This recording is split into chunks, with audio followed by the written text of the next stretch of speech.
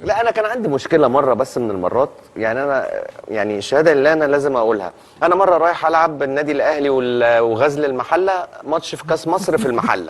اه الوضع الطبيعي الاهلي بيلعب المحله، الوضع الطبيعي مين اقرب انه يكسب؟ الاهلي. الاهلي. اه فانا رحت وانا نازل، ما تفهمش كلمه مني على كلمه من مراتي، شدنا مع بعض سيكه كده. فشوحت لها وقلت لها كلمتين مش اللي هم يعني. ونزلت ورحت على ايه؟ على الملعب. على الملعب.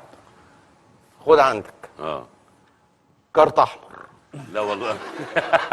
لا انتوا بتضحكوا على ايه؟ ده لسه كتير. كارت احمر. ايوه. وقف 3 ماتشات من اتحاد يا الكوره. نهار ابيض.